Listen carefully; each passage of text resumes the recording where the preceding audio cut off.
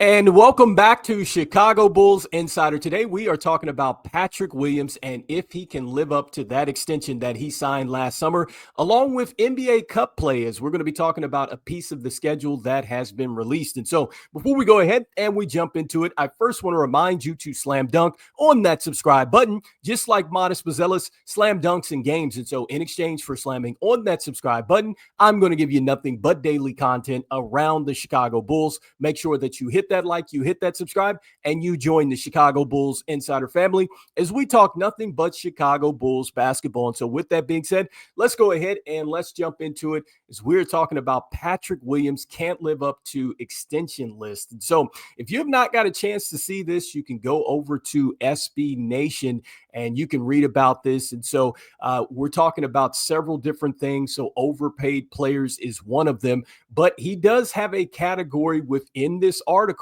and it lists Patrick Williams here. And so it says that young players who can't live up to their extensions. And so he's listed there with Jalen Green, who just recently got traded from the Rockets to the Phoenix Suns.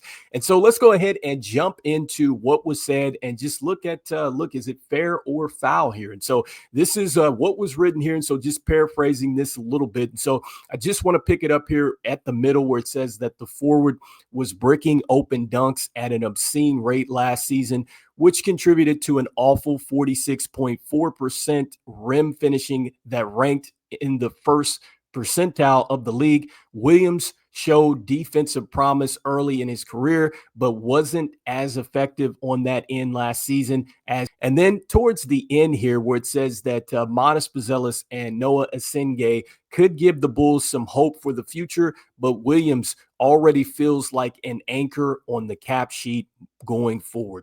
All right, guys. And so that was what was said here. If you guys want to read it in its entirety, head over to that article. And so just looking at the portion here of is it fair or is it foul? And so, look, I think right now I am definitely leaning towards the fair. I think that this can certainly change. I think that a lot of things can absolutely change in a season. I mean, he could go out there this upcoming season, definitely be inspired and just really take a huge step forward. But this has really been the issue with Patrick Williams. I think that just a lot of us here have anticipated, okay, it was going to be this season. It's going to be this time.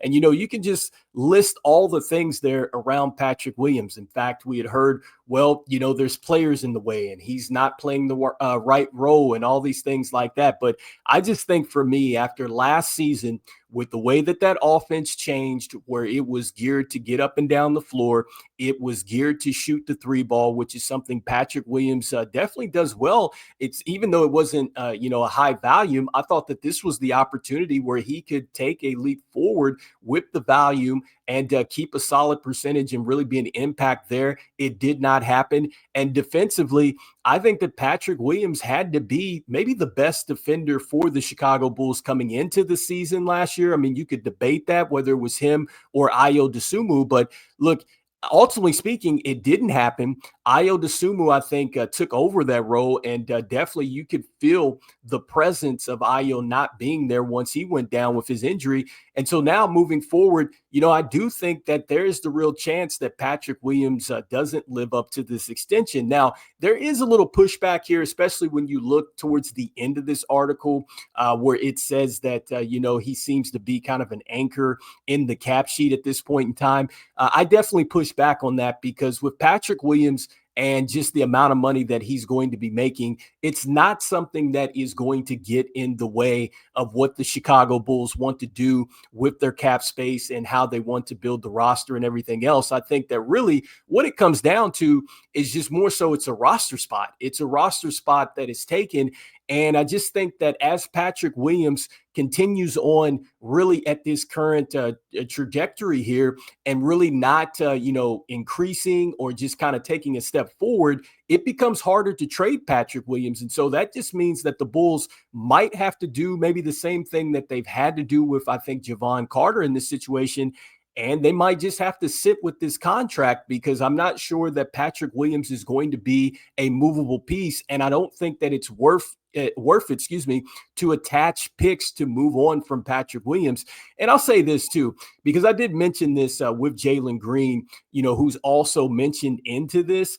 I think that between the two players for me, when you look at Jalen Green and his situation, I think that this is a player that has the best chance to live up to his contract extension. I know he's just been traditionally a player that is looked upon as a scorer, which is absolutely true.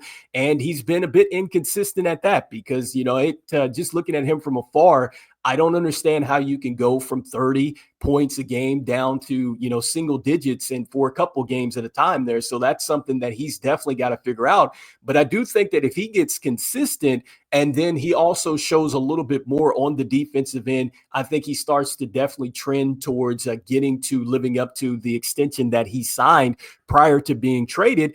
And I think for him, he has the most pressure to get there because going to the Phoenix Suns, he's going to be, I think, a main piece now that Kevin Durant is out of there. And so I think that between the two players, you get that. And then with Patrick Williams, I'll say this. I think that for him, he has maybe the less chance, I think, to go ahead and live up to this extension because number one, with him, I just think that the players around him have gotten that much better.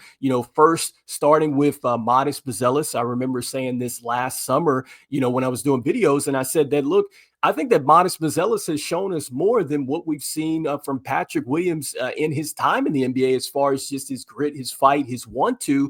And it came to fruition here this last season. And I don't think that Modest Buzelis is definitely turning back. And I think that also, too, with Julian Phillips and Dalen Terry, these guys are definitely putting in the time over the summer. And I think that both of those players, they got a little bit better last season. And you saw that at times because Julian Phillips sometimes would get off the bench before Patrick Williams. And so I think that there is the chance that a guy like Julian Phillips can definitely leap him. Patrick Williams, or excuse me, not Patrick Williams, but Modest Buzelis is already ahead of him. And then when you look at the fact that they just got Isaac Okoro, who I think is going to play a major role here for the Chicago Bulls, because now what is the one thing that we talked about that it really slid with Patrick Williams' defense? And I think that, AK, this front office, this coaching staff knows that they need defense. And so there's the real chance that Billy Donovan may go ahead and go with those players. And that kind of pushes Patrick Williams down a bit more. And so it's going to be tougher for him to, I think, live up to just, that extension that he signed and really live up to just being taken at fourth overall in the NBA draft. And I will say this too with him, it comes down to, I think he has the least amount of pressure because the expectations are really off of him now because I think the position that he's playing, it's so crowded for the Chicago Bulls. And so it's like, look, if other players step up here, I don't think that people are going to be thinking about it like they used to anymore, just really anticipating that Patrick Williams is going to step up like this. Because if these players do step up that are around him, I think that you look at it from a need standpoint as far as what they could bring with the three-point shooting and the defense and all that stuff like that, they essentially would replace Patrick Williams there. And so I don't think that this is something that fans would just be looking like, oh, why are we not playing him more? Why are we not playing him anymore? Like, I just don't think that they would worry about it. So anyway, you guys let me know in the comments here. Do you think that Patrick Williams should definitely be on the list of can't live up to the extension that he signed here? And so I'd love to hear the thoughts there. Next, before we jump out of here, I want to talk a little bit about NBA Cup play here. And so this is something that was just revealed. And so if you guys want to see this exact graphic, you can go over to Bleacher Nation. It was an article by Elias Schuster. And he just goes ahead and puts the schedule here for what is going to go on for the NBA Cup this upcoming season for the Bulls. And so they're going to be in Group C. They're going to be playing the Knicks, the Bucks, Miami, the Hornets. And, it's starting here, I guess, on Halloween night against the Knicks. And so here's my thoughts on this. I mean, first of all, with these early games and things like this, I think that these games are really going to, I think, mean a lot if the team can start off where they finished last season. And I'm talking about the momentum, how they were playing and things like that. Can they continue to be on that path that is going to win, 40 plus games and hopefully trend out of being in the play-in situation? I think that that's really what I'm looking for when it comes to these games, because when you look at cup play and things like that, I'm like, traditionally, I just haven't thought of the Bulls being very serious into that. I mean, don't get me wrong. Like, I would love to see the Bulls, eventually make some noise into this type of tournament style play that they have here. But I think that the bigger thing for me that I'm looking forward to seeing here when this part of the season comes around is just how competitive the Bulls are. And so once again, if you're not familiar with Cup play, that is where you have 6 different groups that are coming up in this upcoming Cup play. It's 15 teams in each conference. They're split up into 3 groups of 5 there, and that starts here in late October, which you see that the Bulls will start here on the 31st against the Knicks. Ultimately, teams are trying to get to that knockout round out there in Vegas where they can win the prize. The cash prize, the trophy, the ring, or whatever comes with it. And so anyway, you guys let me know in the comments what you guys are thinking here about the NBA Cup schedule that the Bulls have here. And then lastly, let me know what you guys are thinking here about Patrick Williams. Do you think that it is fair or foul with him that he was listed as a player that just can't live up to his extension here? And so once again, you can find this on over on SB Nation if you want to read this, and it's under this title. So as we always say, look, go Bulls, and I will see you guys on the next one. All right, peace.